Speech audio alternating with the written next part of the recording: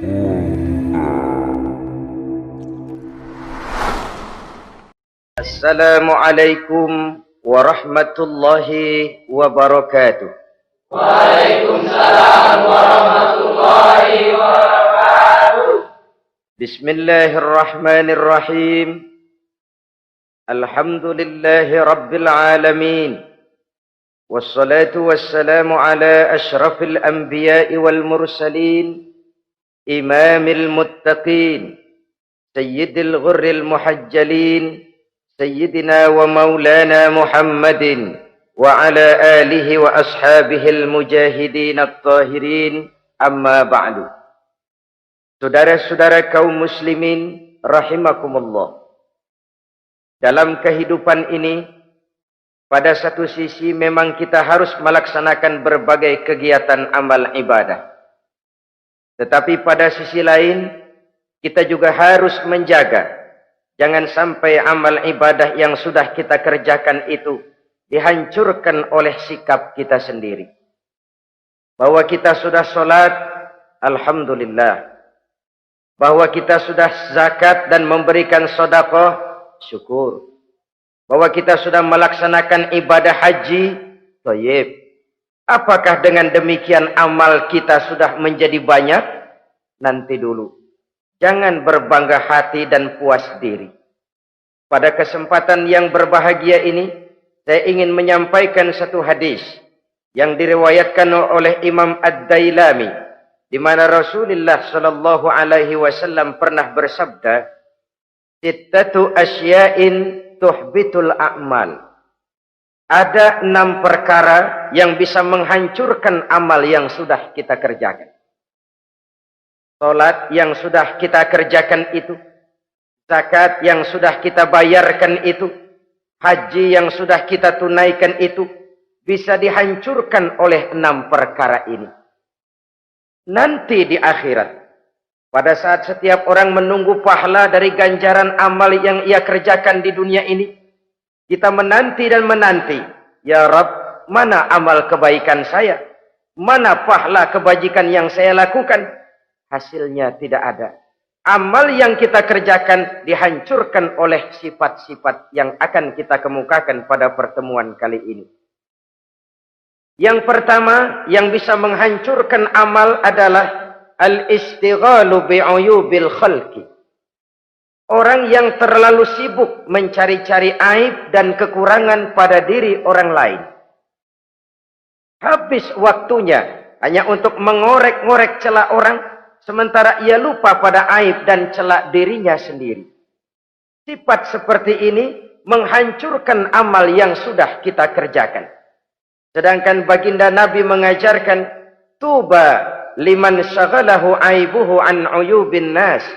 Beruntunglah orang yang kekurangan pada dirinya menyebabkan dia sibuk sampai ia tidak sempat mencari-cari aib dan kekurangan pada diri orang lain.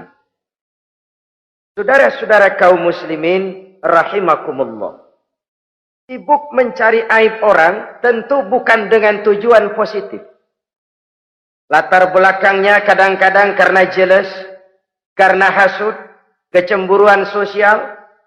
Sore, pagi, siang, malam kita korek-korek kesalahan orang dengan target hancur martabatnya, jatuh kehormatan dirinya, hilang nama baiknya, dilupakan dan terisolir dari tengah-tengah masyarakat.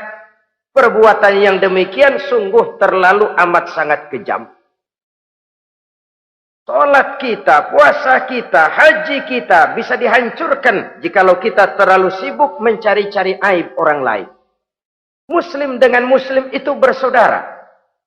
Kalau kita menganggap muslim yang lain adalah saudara kita, maka aibnya adalah aib kita, kekurangannya juga adalah kekurangan kita. Pada saat kita melihat pada dirinya terdapat kekurangan, tugas kitalah menutupi. Ini yang dijamin oleh Nabi, man satara musliman satarahullahu fid dunya wal akhirah. Siapa yang menutupi aib dan celah orang-orang beriman, Allah akan menutupi aib dan celaknya di hari akhirat nanti. Zaman sekarang, zaman gosip. Zaman sekarang, zaman isu. Sehingga Hal yang 1 meter pun dapat jadi 5 meter. Yang 5 meter dapat saja menjadi 10 meter. Kita sibuk membumbui hal-hal yang kita tidak tahu duduk perkara yang sebenarnya. Bahkan lebih celaka, kadang-kadang kita malah sok tahu. Memberikan vonis dari sudut pandang kita sendiri. Adalah tidak bijaksana jika kita mengukur baju orang lain dengan badan sendiri. Baju orang lain kita ukur pakai badan kita. Tentu saja enggak pas. Begitulah. Terlalu sibuk mencari-cari aib orang lain, menghancurkan amal ibadah yang sudah kita kerjakan. Na'udzubillah, summa na'udzubillah. Kadang-kadang hadir majelis taklim di pengajian, ngaji setengah jam, ngomongin orang 2 jam setengah.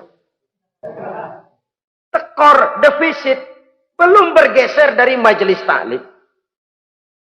Ini kan penyakit rohani, di mana kedudukan kita antara sesama muslim bagaikan satu tubuh. Kalau yang satu sakit, yang lain ikut merasakan sakit. Yang satu terhina, yang lain ikut merasakan terhina. Jadi pada saat kita melihat aib orang lain, kita ceritakan di mana-mana, kita bongkar di mana-mana, tentu satu hal yang jelas, kita tidak senang kepada orang itu. Kita tidak senang kepada orang itu. Dan kalau sudah tidak senang, maka fungsi persaudaraan bisa berubah menjadi permusuhan. Oleh sebab itu, kalau ada 2 orang berselisih, boleh kita bohong untuk mendamaikan 2 orang tadi. Misalnya si A sama si B berantem nih, jengkel, marah-marahan. Saudara datang ke rumah si A. A, saya dengar kamu lagi marahan sama B. Iya itu si B, kurang ajar. Bangsat, bajingan, tengik. Pokoknya kalau ketemu, awas. Ah, saya kira sih enggak begitu. Ah, tadi saya ketemu B, dia bilang malah kangen sama sampean. Dia pengen ketemu. Ingat masa lalu zaman sebantal berdua, sebatang rokok berdua. Dia kangen pengen ketemu. Padahal si B enggak ngomong apa-apa sama saya. Saya olah sedemikian rupa sampai si A tenang. A tenang, saya datang ke rumah B. B, katanya kamu lagi marahan sama si A. Iya tuh A, unyuk, monyet. Udahlah, pokoknya kalau ketemu dia saya hantam habis. Ah, barusan saya ketemu si A, dia bilang pengen ketemu ente. Pengen ngobrol kayak dulu, mengembalikan keharmonisan yang hilang, mengembalikan kehangatan persaudaraan yang lenyap. Si A tenang, si B adem. Kenapa? Karena bohong saya. Kesana saya ademin, kesini saya ademin. Jenis bohong seperti ini berpahala. Kenapa? Tujuannya mendamaikan orang yang sedang berselisih. Tapi kan orang bermental seperti ini jarang. Yang banyak kan tukang kompor sekarang. Kalau angetin sini, angetin murub deh. Datang sama A, lu marahan sama B. Iya, gue kesel banget sama B. Emang? Wow. Diemang-emangin. Oh, udah, pokoknya gue mah kalau jadi elo takut sama si B, gue buka celana, gue pakai rok deh. Si A panas. A panas, datang ke rumah B. Komporin lagi. Dua-duanya panas, koslet, terjadi perkelahian. Biang iblisnya tukang kompornya. Sampai untuk mendamaikan 2 orang yang berselisih, diizinkan berdusta. Kenapa? Prinsip Islam itu islah. Mencari jalan damai. Bukan mengeruhkan suasana. Inilah realitas di tengah-tengah masyarakat. Enakan ngomporin daripada nyiramin. Enakan manasin daripada mendamaikan 2 orang yang sedang berselisih. Apalagi kalau kita punya kepentingan. Main nimbrung aja kayak toge. Kagak ngerti urusan. Nyampur aja nyampur. Toge kan begitu toge. Ada laksa nimbrung, ada gado-gado ngikut, ada kredok masuk. Kagak ngerti juntrungan masalah, main nyampur aja nyampur. Ini kan tidak objektif namanya. Nah, mental seperti ini, wah, sholatnya khusyuk, zakat bayar, sedekah iya, tapi kalau suka cari-cari aib orang, jembreng kesalahan orang di mana-mana, sholatnya, puasanya, hajinya bisa dihancurkan oleh mental yang seperti ini. Jangan bangga-bangga, sholat saya sudah banyak, puasa saya hebat, mantap, haji saya tiap tahun mondar-mandir ke Mekah. Tapi kalau mental seperti ini masih ada, waspadalah. Amal yang kita kerjakan bisa hancur oleh sikap mental kita sendiri. Ini yang pertama. Yang bisa menghancurkan amal, terlalu sibuk mencari-cari aib orang lain. Satu. Yang kedua, saudara-saudara, wa qaswatul qalbi. Orang yang hatinya keras, tidak mempan diberikan nasihat. Baik nasihat yang datang dari luar dirinya, ataupun nasihat yang datang dari dalam dirinya. Hatinya keras. Dikasih muka tembok, kulit badak, kuping kebo. Makhluk apa namanya itu? Wallahu a'lam. Rai gedek. Pantas ya kalau kita lihat sejarah, Islam itu turun di semenanjung Arabia. Sebagai test case. Masyarakat Arab 14 abad yang lalu dikenal keras, kasar, brutal, primitif. Dari berbagai aspek kehidupan. Standar, kalau di tengah masyarakat yang begitu keras Islam berhasil, masyarakat lain lebih mudah masuk. Rasulullah diutus di Cianjur, lalu dakwahnya sukses, saya nggak kagum. Paling-paling datang Nabi ke Cianjur disambut dengan ramah. Enggak, Rasul. Ayo nama kumaha Rasul wae, ayo nama saja. Pasti aman, damai, tidak ada cerita perang. Tapi Masya Allah, turun di tengah satu struktur sosial yang keras, kasar, primitif. Menghadapi orang yang hatinya keras seperti ini. Apa prinsip kebijaksanaan yang dilaksanakan oleh Rasul dalam menerapkan syariat Islam? Pertama, at-tadrij fit tasyri'. Dalam melaksanakan syariat, prosesnya melalui tahapan. Contoh, jahiliyah dulu itu paling senang sama mabuk. Geng. Binteler. Oh, jahiliyah itu kalau sudah mabuk, nggak cuma minum, mandi pakai arak. Subhanallah. Mandi pakai arak. Menghadapi masyarakat yang seperti ini, apa strategi syariat Islam? Mula-mula ayat yang turun. Yas'alunaka 'anil khamri wal maisir qul fihima ismun kabirun wa manafi'un linnas. Mereka bertanya kepada Muhammad tentang arak. Katakan, arak itu ada manfaatnya tapi juga ada bahayanya. Bahayanya lebih besar daripada manfaatnya. Tidak diharamkan dulu, tidak. Cuman dikasih sen. Teler emang enak. Oh, melayang ke langit. Cuman ada bahayanya. Bahayanya lebih besar daripada manfaatnya. Dikasih gambaran, dikasih sen. Tidak diharamkan mutlak dulu, tidak. Bertahap dikit dulu. Nih. Urusannya begini nih. Ada manfaatnya, tapi ada bahayanya. Bahayanya lebih besar daripada manfaatnya. Jak rasio berpikir. Setelah tahu bahayanya lebih besar, kan dikit-dikit mulain jauh. Mulain ngurangin, jaga jarak. Setelah ada jarak, turun peringatan kedua. La taqrabus salata wa antum sukara. Jangan dekati sholat kalau kamu lagi mabuk. Sholat sehari semalam 5 kali. Berarti 5 kali mereka harus jaga diri. Jangan sampai mabuk. Makin jauh. Setelah jauh sekali, kira-kira tidak goyah, turun vonis. Innamal khamru wal maisir wal ansabu wal azlamu rijsun min amali syaitan fajtanibu la'allakum tuflihun. Arak itu najis, kotor, perbuatan setan. Jauhi, pasti kamu akan beruntung. Baru timbul hukum haramnya. Orang udah nggak kaget. Kenapa? Pagi-pagi udah dikasih sen. Bahayanya lebih besar. Kalau sholat jangan, kalau mabuk jangan mendekati sholat. Makin jauh. Ini tahapan. Sama juga kita kan. Begitu jebrol lahirnya cuman susu ibu. Gedean dikit sang ambon. Kan gitu. Gedean dikit pisang ulek. Gedean dikit nasi. Udah gede bener jengkol jijelin. Proses. Coba bayi begitu lahir kasih pisang batu. Tenggeng. Gak kuat menerima. Belum waktunya. Ini proses yang dilaksanakan oleh strategi syariat Islam untuk mengobati penyakit qaswatul qalbi ini. Keras hati. Syariatnya bertahap. Tidak drastis. Tidak kalau sudah begitu ya mesti begitu. Tidak. Konsep kedua. Taklilut takalif. Menyedikitkan beban. Coba kita lihat. Seluruh konsep agama.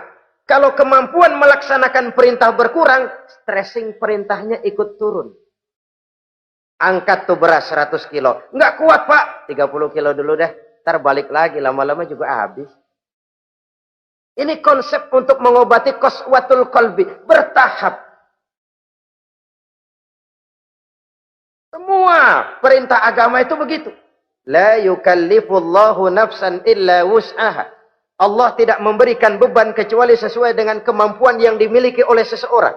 Kalau kemampuan melaksanakan perintah berkurang, stres perintahnya juga ikut menurun.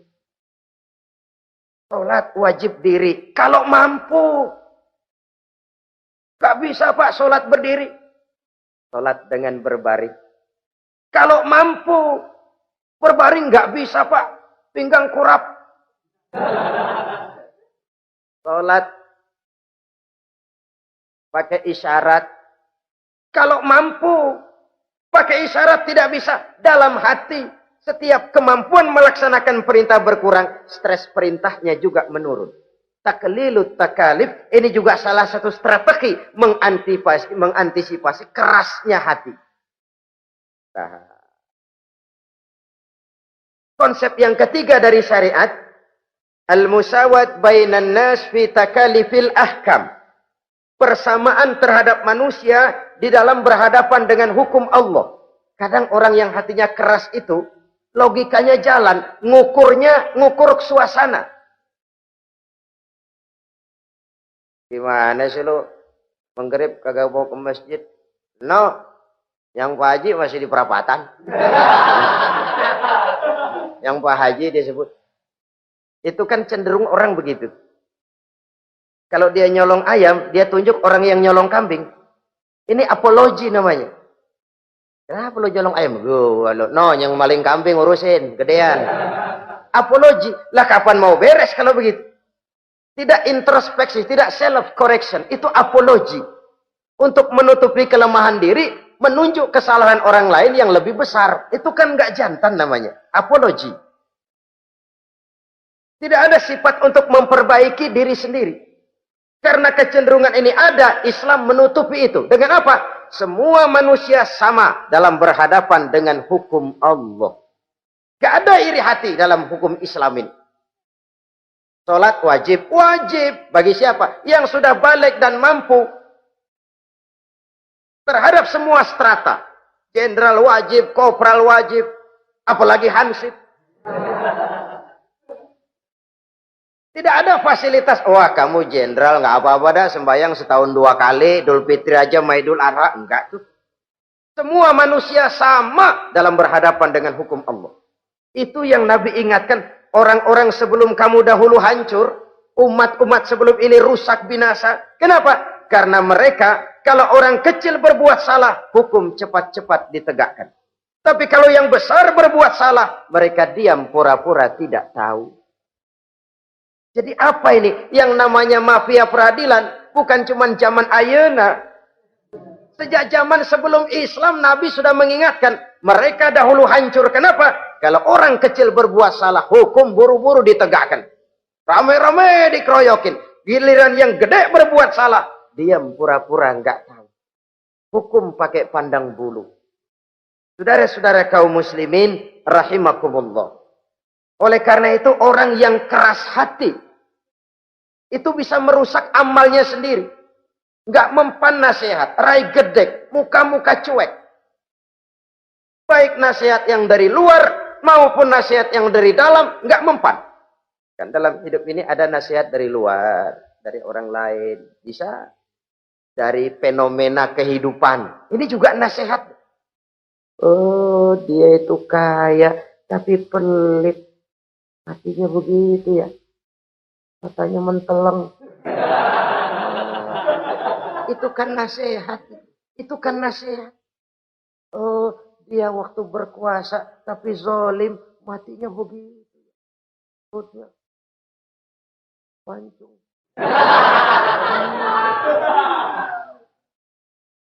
Fenomena kehidupan yang kita lihat, yang kita dengar, yang kita saksikan, itu semuanya bisa nasihat.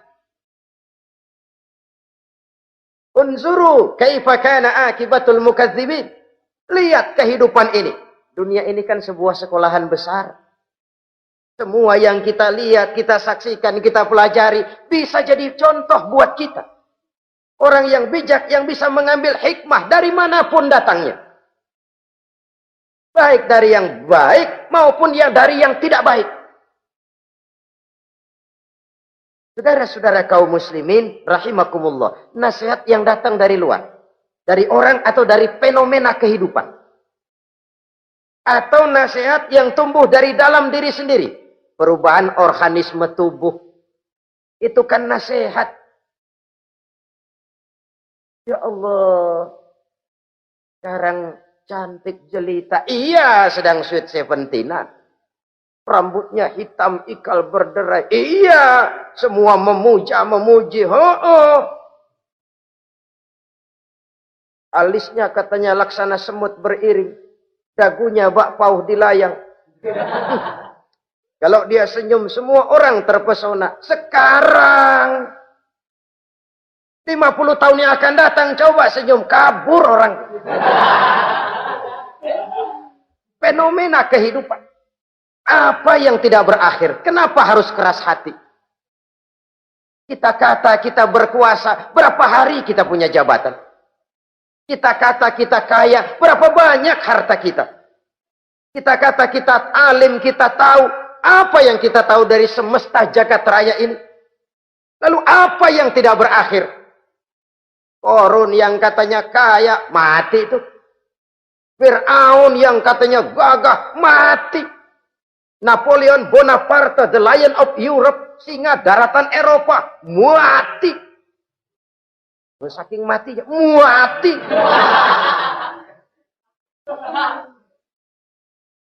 Kenapa harus keras hati? Kenapa tidak melihat perubahan fenomena alam sekitar ini? Apa yang tidak berakhir? Apa yang tidak selesai? Lalu apa yang mau kita sombongkan? Kenapa kita harus keras hati?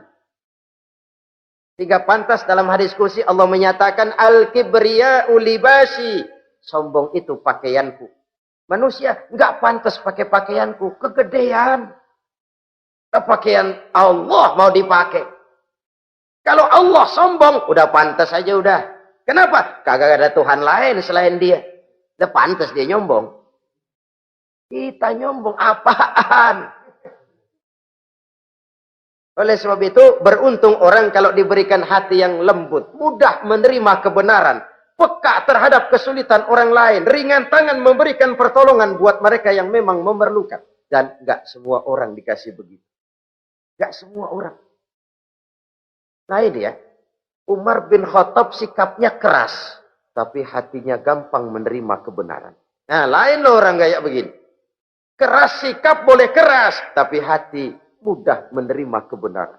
Wah, kalau Umar kerasnya kan luar biasa. Tapi hatinya kok gampang menerima kebenaran. Ini hidayah. Coba lihat waktu berita Rasulullah meninggal dunia. Sampaikan oleh para sahabat, Umar jengkel. Cabut pedang. Siapa bilang Muhammad mati, saya tabas batang lehernya. Dia nggak siap menghadapi kenyataan. Emosinya yang jalan, bukan rasionya. Keras. Bilang deh, Muhammad meninggal. Saya tabas batang lehernya. Untung ada Sayyidina Abu Bakar. Beliau tidak bicara langsung, cuma pidato. Ayyuhan nas, man kana ya'budu Muhammadan fa inna Muhammadan qad mata. Wa man kana ya'budu Allah fa inna Allah hayyun la yamut. Hai manusia, siapa yang menyembah Muhammad, Muhammad sudah meninggal. Tapi siapa yang menyembah Allah, Allah maha hidup dan tidak akan pernah mati buat selama-lamanya. Sayyidina Umar tersentak. Subhanallah, saya salah. Bagaimanapun Muhammad hanya seorang manusia.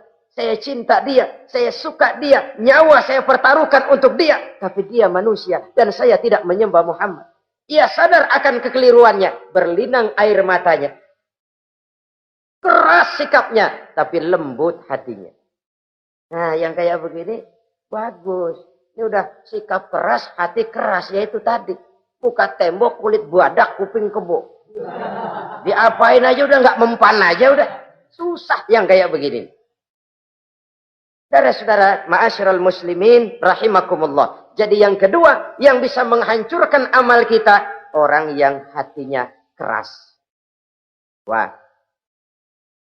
Yang ketiga sekarang, yang bisa menghancurkan amal kita itu wahubbud dunya.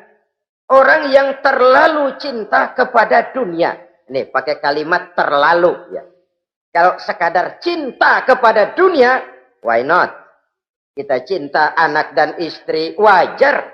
Kita cinta harta benda, tentu. Kita cinta sanak famili dan seluruh handai tolan, memang. Kita juga cinta kepada bangsa dan tanah air, itu bagian dari iman, persilahkan. Yang tidak boleh itu kalau sudah pakai kalimat terlalu. Terlalu. Sebab kalau sudah terlalu, itu sudah di luar kontrol. Orang lalu menghalalkan segala cara. Terlalu cinta kepada jabatan. Akhirnya bergeser. Sholat menghadap Allah. Dengar mau pindah jabatan ke tempat kering, gerasak gerusuk nyari dukun. Ini kan namanya iya kanak budu wa dukun nastain. Nggak bisa wong itu satu paket. Kalau iya kanak budu wa iya kanastain. Kalau hanya kepadamu ya Allah kami menyembah, hanya kepadamu kami minta tolong. Ini paket, jangan dipisah-pisah. Menyembahnya kepada Allah, minta tolongnya kepada yang lain. Sinkret, bercampur. Iya, kalau es campur enak. Tapi kalau agama dicampur dengan yang lain, nggak enak rasanya. Sama juga begini, ada gelas ya. Kalau sepenuhnya diisi bensin, itu ketahuan, bisa diminum motor. Kalau sepenuhnya diisi air putih, jelas bisa diminum orang. Tapi begitu separuh diisi bensin, separuh diisi air putih, kacau dah. Motor minum, mogok.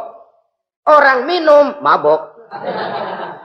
Dijual juga nggak laku. Kenapa? Sinkret. Maka Allah pesan, wala talbisul haqqa bil batil. Jangan kau campur aduk yang hak dengan yang batil.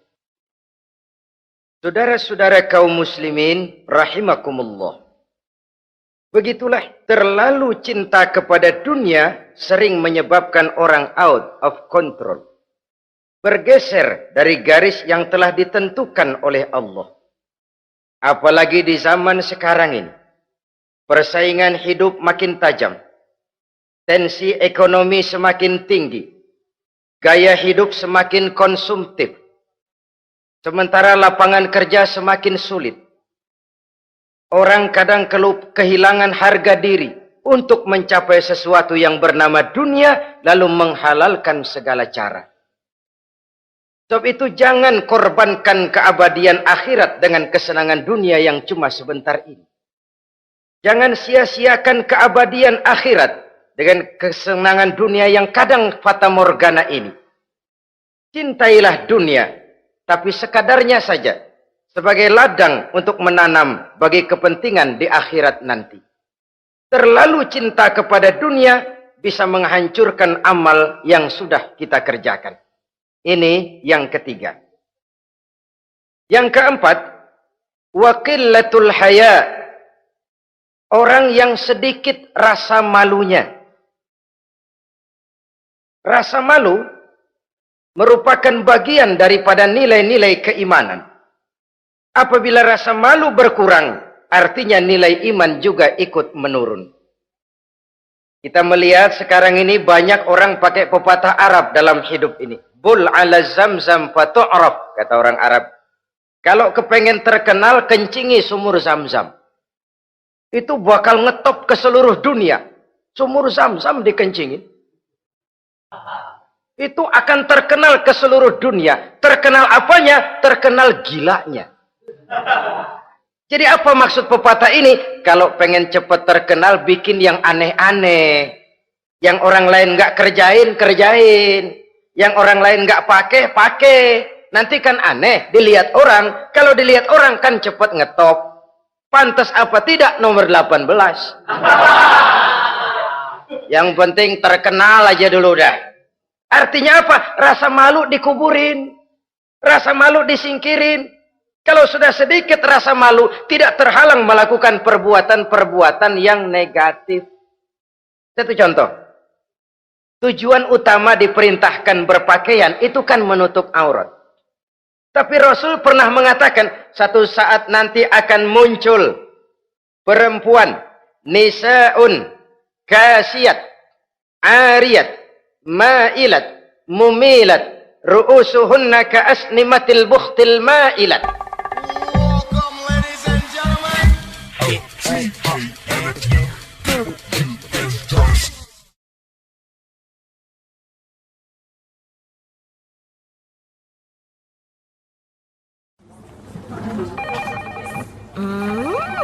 What is it? Ooh, a new chocolate product by the Integral CJ's Management. What chocolate? No, my girl. It's a new CJ's brand. Kepalanya ditata begitu rupa persis kayak punggung onta. Itu rambut lagu apa tahu deh.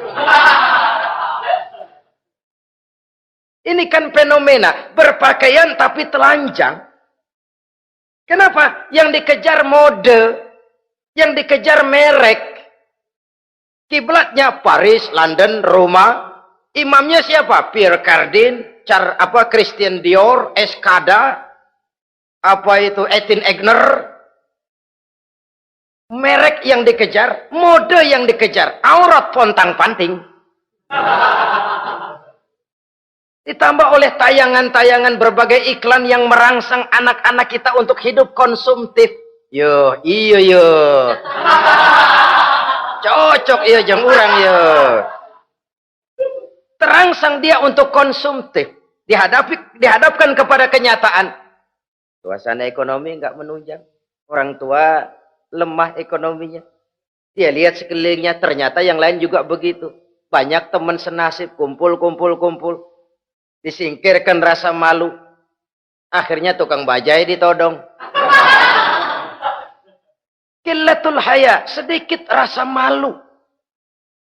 Kalau sedikit rasa malu, dia tidak terhalang lagi melakukan perbuatan-perbuatan yang negatif. Dan itu berarti menghancurkan amal-amal yang lain. Sebab itu budaya malu ini sangat penting. Coba kalau dia hinggap di hati seorang pejabat. Pejabat yang punya rasa malu, Masya Allah, membawa manfaat yang besar buat rakyatnya. Contoh saja ya, di Jepang itu ada Perdana Menteri Hosokawa, saudara-saudara dengar. Baru 8 bulan jadi Perdana Menteri. Dia dijuluki Mr. Clean, Mr. Bersih. Diisukan terlibat skandal, cuma 4-6 miliar rupiah. Itu pun buat kampanye kemenangan partainya. Diisukan begitu rupa, malu Hosokawa. Malu, mengundurkan diri. Baru 8 bulan jadi Perdana Menteri. Mundur, malu. Padahal Hosokawa nggak kenal ketuhanan yang Maha Esa. Nggak kenal.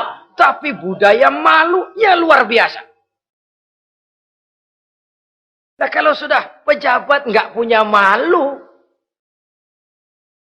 habis.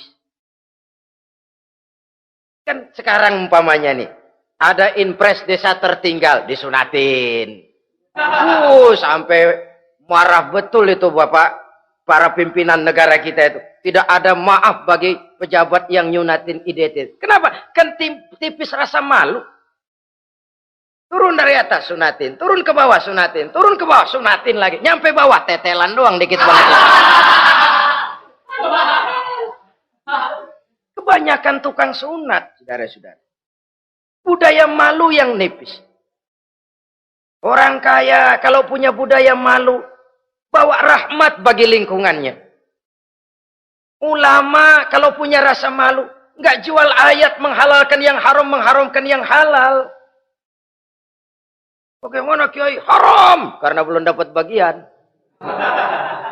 Begitu dapat jatah, haram dikit dah. Kiamat umat kalau sudah kayak begini. Budaya malu di segala strata sekarang ini menipis. Dan itu tentu berangkat dari kualitas keimanan. Ini yang perlu dipompa ke permukaan. Dan dilematis memang sering terjadi. Satu contoh, pada satu sisi kita menggalakkan proyek pariwisata. It's okay, kita perlu devisa. Tapi pada sisi lain kita harus menjaga nilai-nilai luhur dari budaya bangsa kita.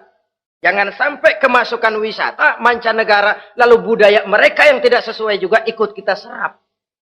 Bule masuk ke Indonesia, pakaian seenaknya, dia mau udah pantas aja udah.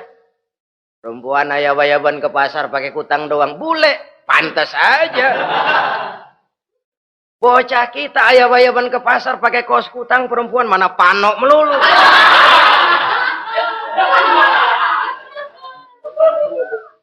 Menipisnya budaya malu.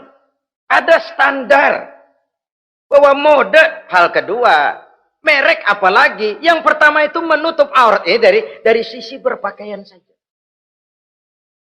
Kalau anak-anak kita diracuni oleh yang namanya mode, diracuni oleh yang namanya merek, dia akan terbuai hidup dalam alam kepalsuan. Sekarang ini hidung pesek bisa dibikin mancung.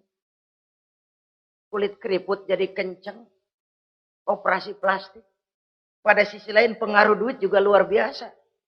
Di aki-aki keriput kalau habis gusuran kenceng lagi. Pasaran keras lagi. Oleh sebab itu budaya malu ini perlu kita kembangkan. Supaya di semua strata sosial memiliki budaya yang namanya malu. Sederhana memang, tapi tidak semudah mengucapkannya. Sampai-sampai dijadikan taruhan al-haya'u minal iman. Rasa malu itu bagian daripada iman. Dan malu yang tertinggi, kalau sudah punya malu kepada Allah, itu puncak. Puncaknya di situ. Kalau cuma malu sama mertua, ngaling aja dikit, dia kagak tahu deh. Kalau cuma malu kepada petugas keamanan, terlalu banyak tempat yang mereka nggak lihat. Tapi kalau sudah budaya malu kepada Allah, tidak sejengkal tanah pun terhalang dari pengetahuan Allah. Ini nantinya juga punya pengaruh sosial. Sosial kontrol sekarang juga sudah renggang. Dulu kalau ada hal yang dianggap aib, satu kampung tahu. Malunya selebar awak. Sekarang budaya hidup sudah individualis.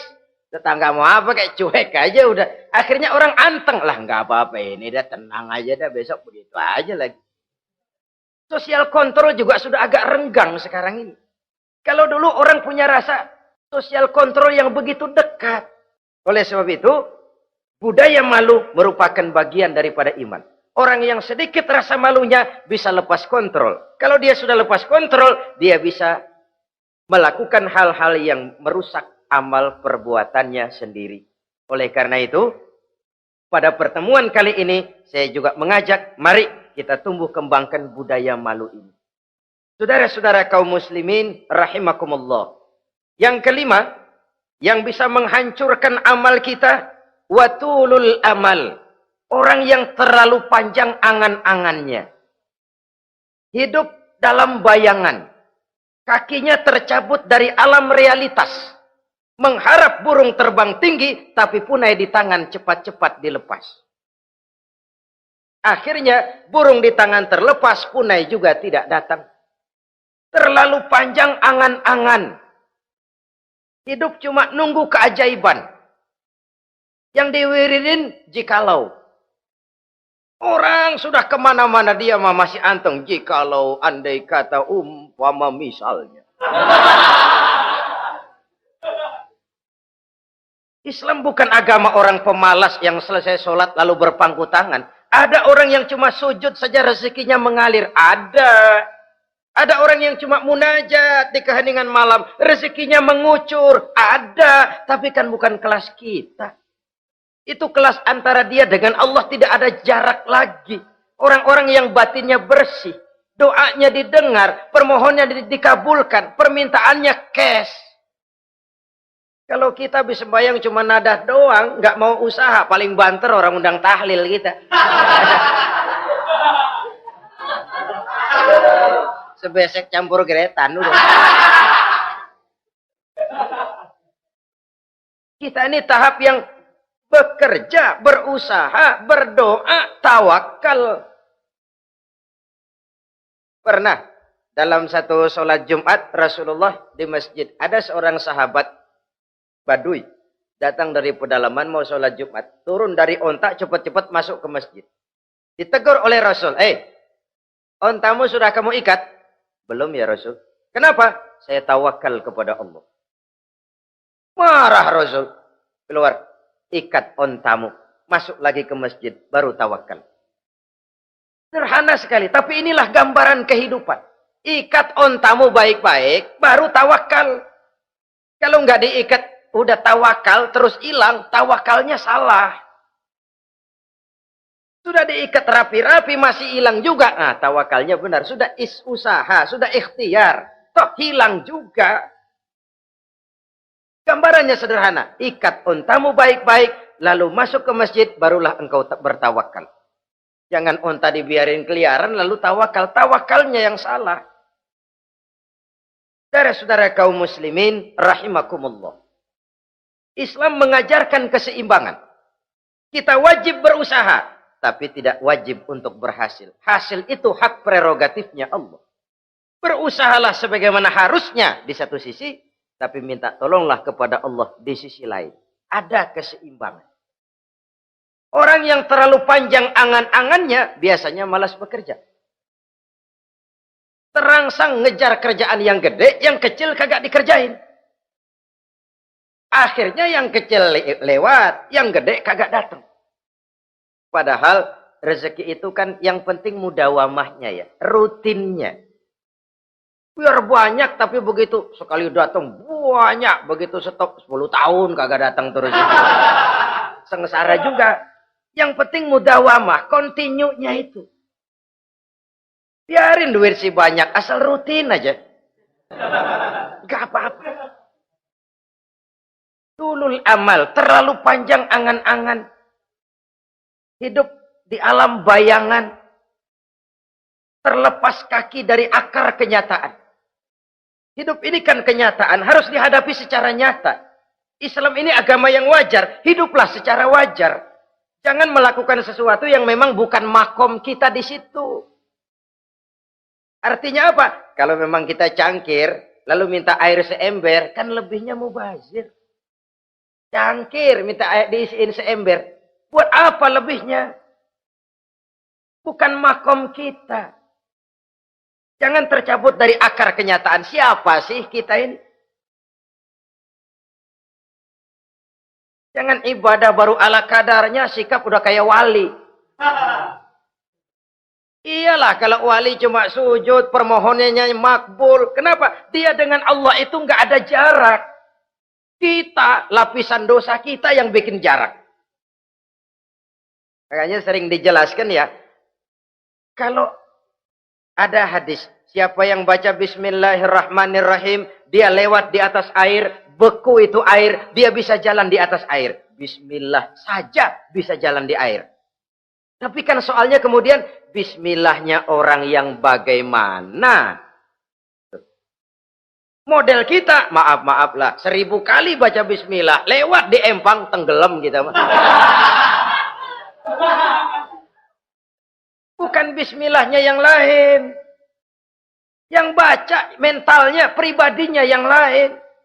Makom kita belum di situ. Kalau memang makom kita masih harus berusaha, berusaha. Bahwa nanti Allah berikan rizki lewat jalan yang tidak kita sangka-sangka, itu sih urusan Allah. Itu sih haknya Allah. Tapi urusan kita harus berusaha sebagaimana harusnya kita berusaha. Ya, emang jodoh dari Tuhan, apanya pakai nyari, nanti juga aja datang. Datang cuma nenek-nenek kali.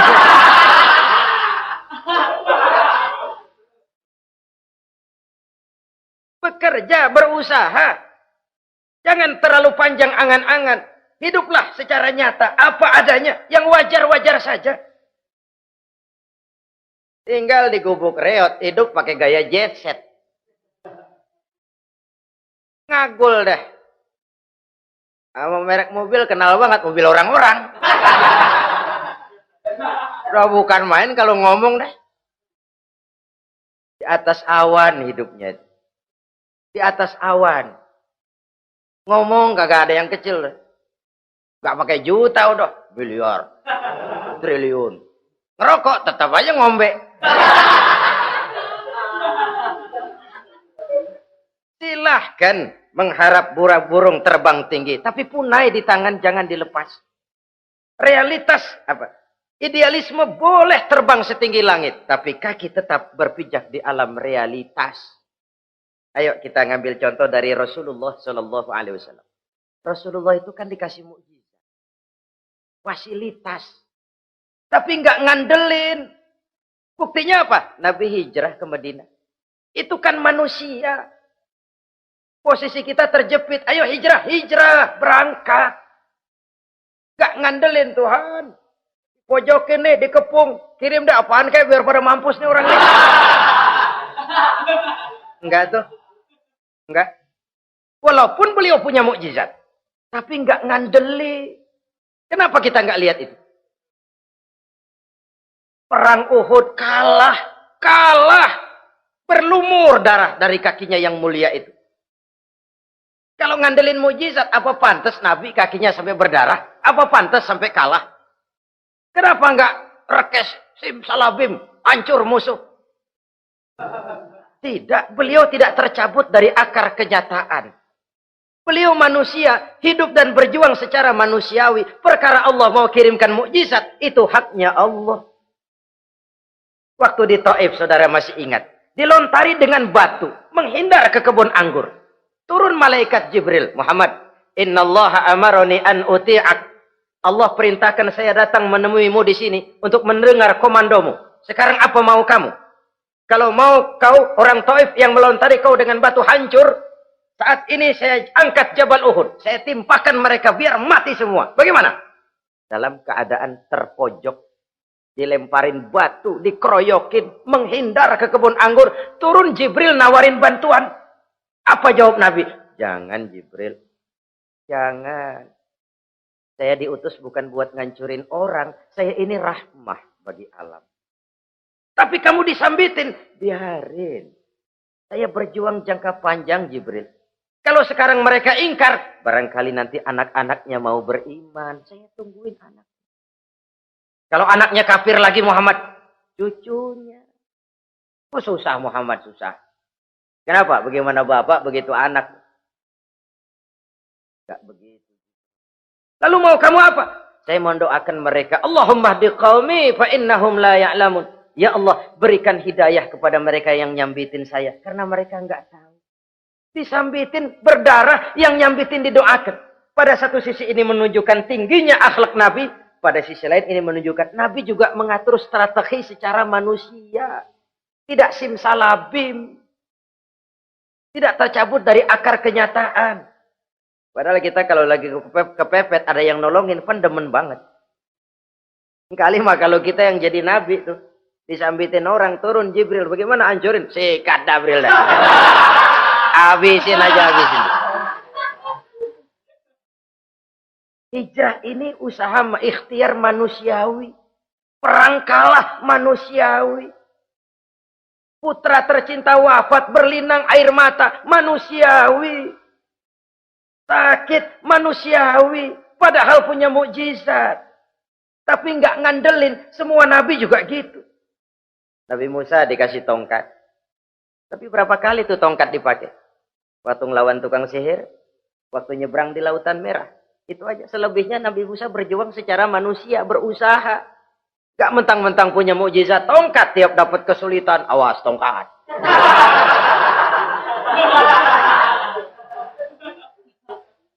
Utuh manusiawi. Ini Rasul. Kenapa kita nggak lihat itu? Kenapa kita lalu tercabut dari akar kenyataan dan hidup dalam khayalan? Sampai di satu anekdot yang menyentuh. Sekarang ini akibat tayangan-tayangan televisi begitu rupa. Ada seorang bapak ditanya sama anaknya. Pak, Tuhan sama Batman kuatan mana sih?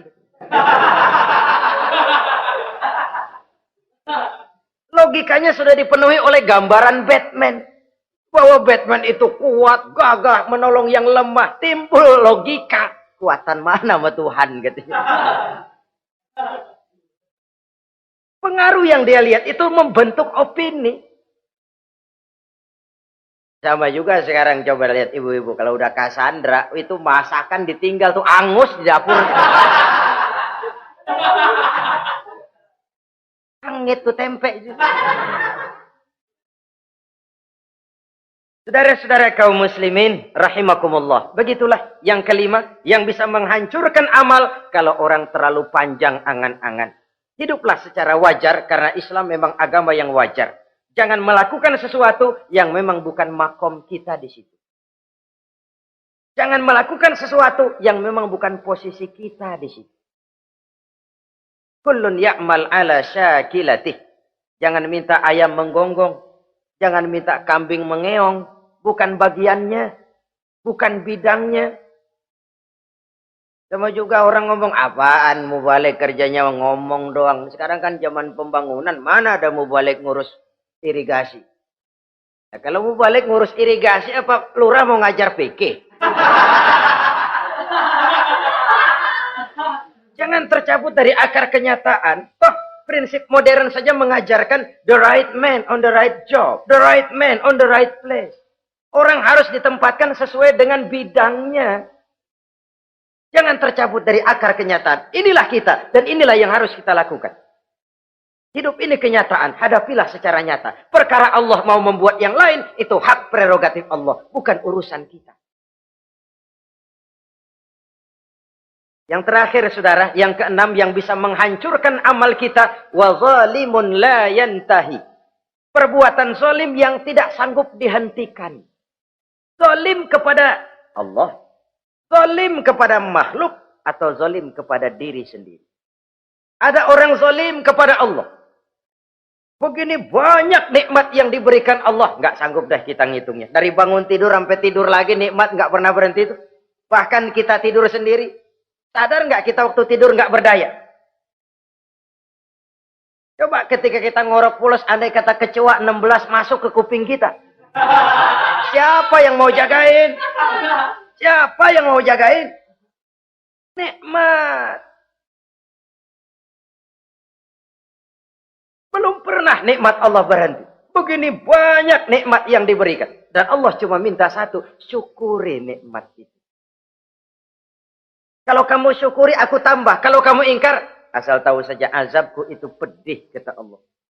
Orang yang zalim kepada Allah. Orang yang tiap hari memakan nikmat Allah. Tapi enggak pernah mensyukurinya. Akaltum ni'mata rabbikum walam tashkurulah. Kamu makan nikmat Tuhanmu. Tapi enggak pernah kamu bersyukur kepadanya. Itu zalim kepada Allah. Pak, dalam hidup ini kan kita dikasih waktu 24 jam sehari semalam. Sehari semalam, 24 jam. 24 jam itu Allah kan nggak minta semua. 5 waktu saja kau lapor kepadaku. Sholat. Sholat kalau bagus, 10 menit kan. Taruh dah tuh, sholat bagus. Kilat, 5 menit dah. Kilat khusus 2 menit. Cepet dia nggak pakai perangko. Taruhlah yang menengah kita ambil 5 menit. Kalau 5 waktu, 5 kali 25, 5 kali 5 berarti 25 menit untuk lapor. Hei manusia, aku kasih kau hidup 24 jam. 25 menit kau lapor. Banyak yang berat. Padahal sisanya masih 23 jam 35 menit. Buah gambaran zalim kepada Allah. Padahal zalim kepada Allah yang rugi bukan Allah. Se-ASEAN tidak ada yang sujud. Apa Allah tekor? Apa Allah lalu berhenti jadi Tuhan? Apa Allah lalu jadi lemah? Tidak. Zalim kepada Allah artinya juga zalim kepada diri sendiri. Lalu zalim kepada sesama makhluk. Kadang tidak kita sengaja. Karena itu dalam Islam tidak ada kebebasan mandiri. Ya contohnya ya, kita beli radio. Kita setel di rumah kita sekeras-kerasnya. Terus dalam hati nih, radio gue. Beli gue, pakai duit gue. Gue setel di rumah gue. Sekeras-kerasnya, urusan apa sama orang? Kata kita. Tetangga kita kan boleh juga ngomong begitu. Mata gue. Yang ngantuk gue. Gue tidur di kamar gue. Ngapa suara radio lu masuk kemari? Ini kebebasan saya nyetel radio dibatasi oleh kebebasan tetangga saya yang mau tidur. Kalau saya perturutkan nafsu saya sudah zalim kepada dia. Zalim kepada orang lain. Dan yang banyak tidak kita sadari, zalim kepada diri sendiri. Membiarkan diri hanyut dalam munkarat dan tanpa ada usaha untuk menghentikannya. Tidak ada orang yang bisa mencelakakan diri kita terus-menerus kalau bukan diri kita sendiri. Tidak ada yang bisa menyelamatkan diri kita kalau bukan kemauan kita yang tinggi untuk menyelamatkannya. Allah sudah ciptakan kita dalam bentuk yang paling mulia. Fi ahsani taqwim. Dari sekian banyak makhluk yang diciptakan Allah, tidak ada yang sekomplit, seindah, secantik manusia. Ini harus dijaga. Jangan posisi yang sudah tinggi ini kita rendahkan sendiri. Fi ahsani taqwim posisi kita. Tapi kita rendahkan. Kita kembali asfala safilin. Posisi yang paling rendah. Kita zalimi diri kita sendiri. Karena itu, zalim kepada Allah, zalim kepada orang lain, zalim kepada diri sendiri, akarnya sama, mendatangkan kerugian. Dan bisa merusak amal yang sudah kita kerjakan. Oleh karena itu, mari sama-sama kita berusaha. Pada satu sisi kita melaksanakan amal ibadah sebagaimana yang seharusnya, tapi pada sisi lain kita menjaga nilai-nilai ibadah. Jangan sampai hancur oleh perbuatan kita sendiri. Sekianlah jumpa kita kali ini. Insya Allah kita lanjutkan di lain kesempatan. Terima kasih atas segala perhatian. Mohon maaf atas segala